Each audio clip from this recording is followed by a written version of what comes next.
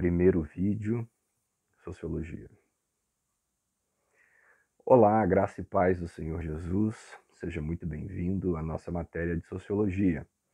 Nessas aulas nós vamos nos aproximar dessa matéria, dessa ciência, que é uma ciência muito importante para a gente conhecer melhor o funcionamento da sociedade. A gente se propõe aqui a fazer um resumo geral da história da sociologia, de onde ela surgiu, como ela surgiu, quais eram as demandas de época que deram origem a essa ciência tão importante hoje em dia para a gente compreender o funcionamento social. Também os seus principais autores, os autores clássicos, isto é, aqueles autores que deram origem ao pensamento social, posteriormente chamado de sociologia, os seus principais conceitos, os autores contemporâneos e os principais conceitos desses autores contemporâneos. Isso é muito importante para nós que somos cristãos e que estamos inseridos dentro da sociedade. Essa matéria, então, se converte numa ferramenta excelente para que a gente possa não só compreender o nosso próprio grupo social, nós que somos crentes, mas também o grupo social maior no qual nós estamos inseridos. Muito bem, então, do que trata a sociologia? A sociologia é uma disciplina que olha para o ser humano na sua relação com outros seres humanos e com as instituições sociais, né? Por instituições sociais, nós entendemos aquelas instituições formadas pela sociedade e que têm por objetivo facilitar a vida humana. Por exemplo, para quem precisa de educação, a escola. Para quem precisa de tratar sua saúde, a medicina, os hospitais. Para quem precisa de defesa jurídica, o direito.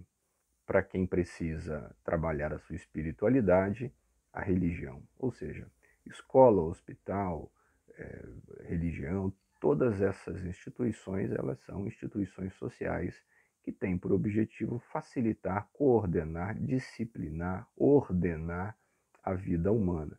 E a sociologia é essa matéria que se dispõe a fazer essa leitura. Como é a relação do ser humano com outros seres humanos e com as instituições sociais. Daí, nós temos a sociologia da educação, a sociologia jurídica, a sociologia da religião, a sociologia, enfim, toda área, todo campo social terá uma leitura feita pela sociologia.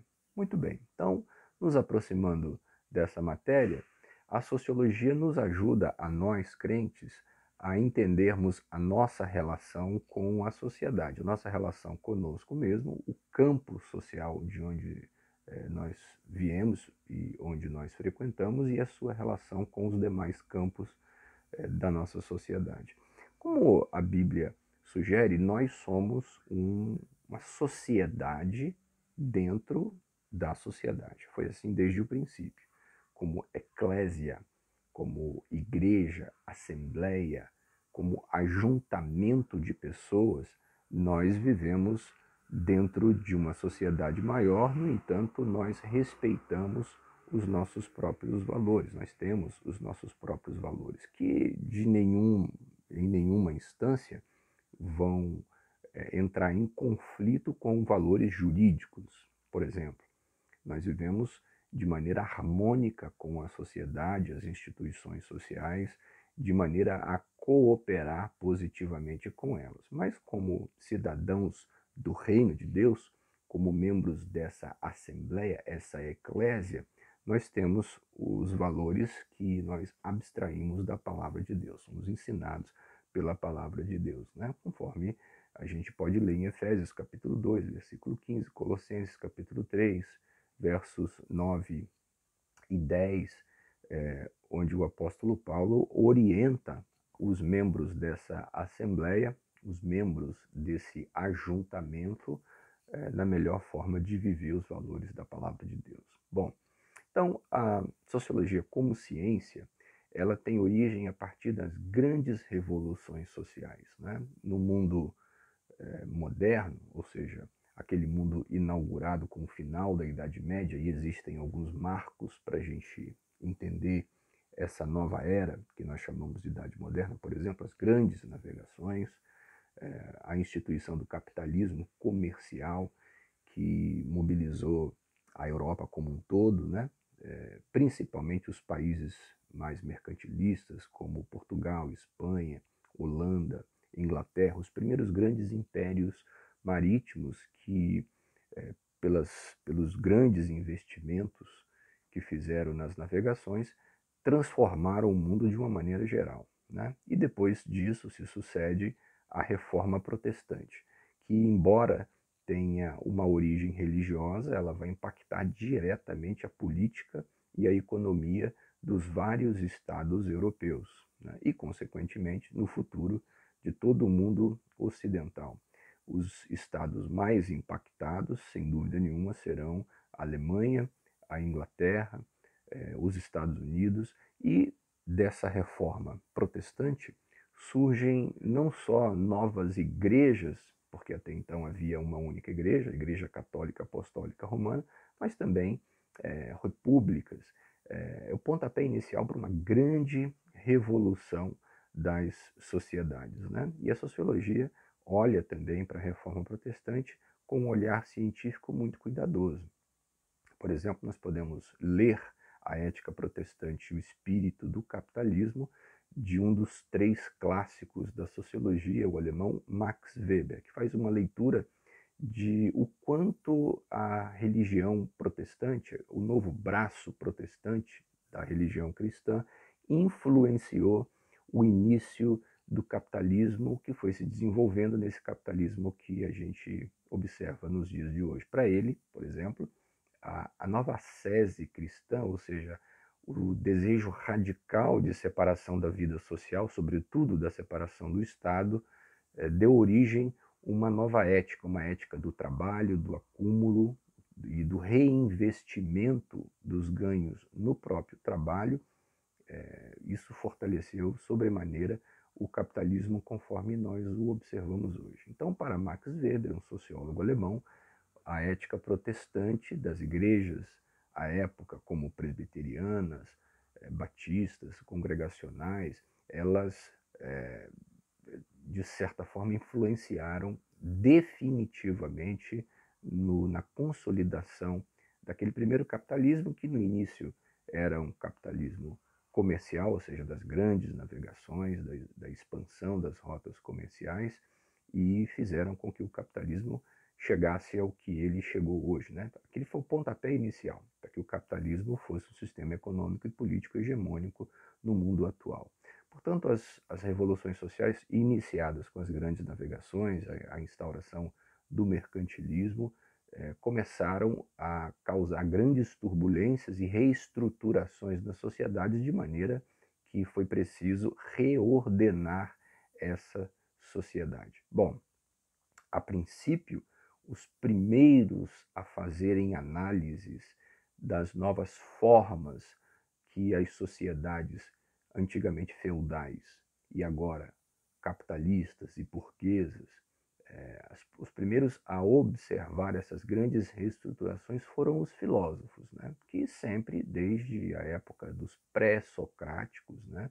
Há mais de 500 anos antes de Cristo, portanto, 2.500 anos ou mais de nós, já observavam a natureza e o comportamento humano buscando descobrir a verdade da vida, né? São as grandes especulações filosóficas que foram depois sistematizadas pelo filósofo Sócrates e levadas adiante por seu discípulo Platão e seu aluno Aristóteles, né? E depois, subsequente a esses autores, a filosofia foi só crescendo, mas sempre como uma reflexão especulativa, sem nenhuma preocupação científica. Ou seja, eles falavam que vinham à cabeça das suas observações, né? E algumas delas, evidentemente, muito pertinentes. Esses filósofos passaram, depois dessas reestruturações, por causa das grandes revoluções europeias, passaram a observar e a fazer especulações também com relação às transformações sociais que eles estavam observando. Claro, uma sociedade feudal, onde a vida passava muito devagar, de repente, por causa das grandes navegações, essa sociedade passa a viver de maneira frenética. E esses filósofos começaram a se interessar pelas transformações sociais. Eles passaram a ser chamados de filósofos sociais, né? E o que se segue a grande revolução nas rotas comerciais é a revolução industrial na Inglaterra. O modo de produção deixou de ser manual, artesanal e passou a ser industrial, né, com as primeiras máquinas a vapor movidas por carvão, as grandes tecelagens empregando milhares de pessoas. Isso causa um êxodo rural muito grande, né? As pessoas deixaram os campos, a produção agrícola, agropecuária, e se interessavam cada vez mais pelas indústrias nas grandes cidades, buscando empregos nas grandes cidades da Europa, sobretudo na Inglaterra, onde houve essa explosão da industrialização, né?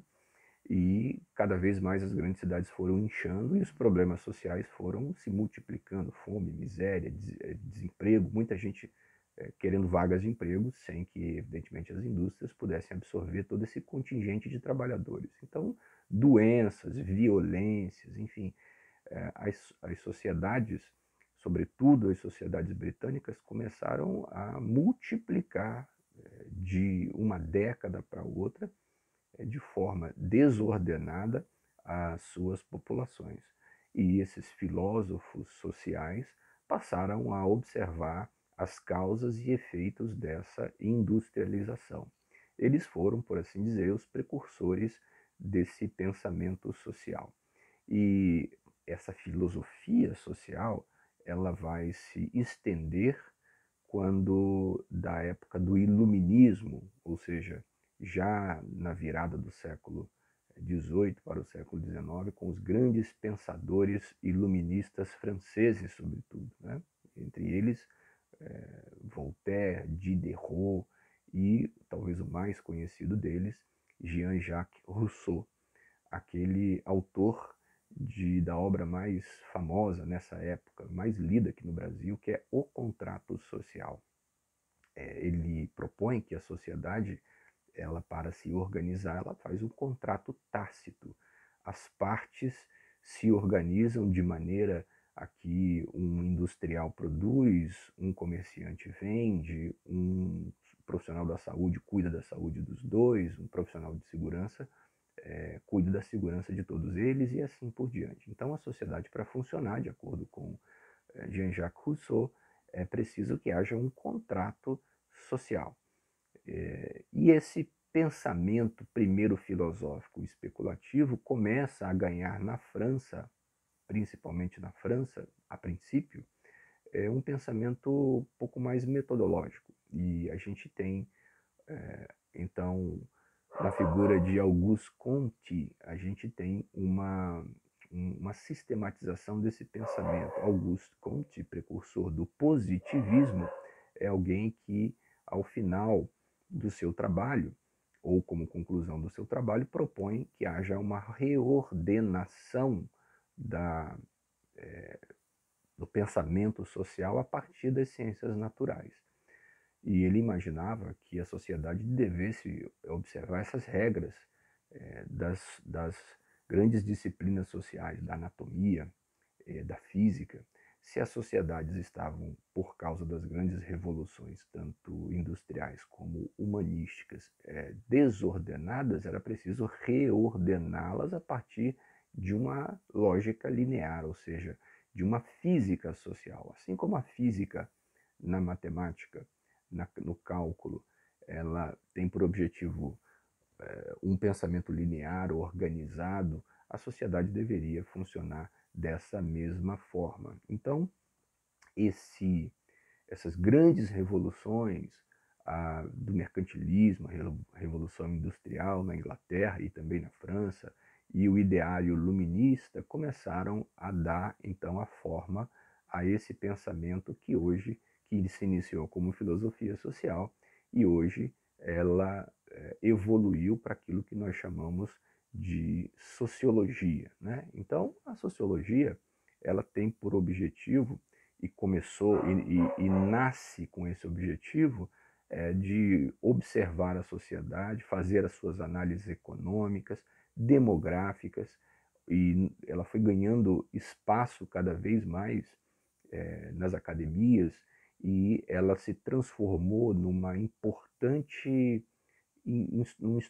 instrumento de consultoria política, consultorias corporativas, né? Os sociólogos são, via de regra, consultados para atuar em grandes empresas, e também há uma parte muito importante da sociologia, que é a chamada epistemologia, ou seja, uma ciência do conhecimento que busca extrair da sociedade novas formas de se viver em sociedade, de se propor teorias que melhorem a relação social, que entendam como elas se dão, mas que também coloquem sobre a mesa possibilidades de se viver melhor em sociedade. E essa parte, sobretudo, ela é muito usada nas academias e podem se transformar em grandes programas sociais. Então, resumindo, a sociologia surge a partir de uma demanda social, por causa das grandes revoluções marítimas, as grandes revoluções, por exemplo, na área da religião, como aconteceu com a Reforma Protestante, depois a Revolução Industrial e depois o Iluminismo na França, que propôs um giro antropocêntrico, ou seja, o Iluminismo é isso, é retirar Deus do centro da vivência humana e colocar o próprio homem. O homem passa a ser a referência do universo e não mais Deus.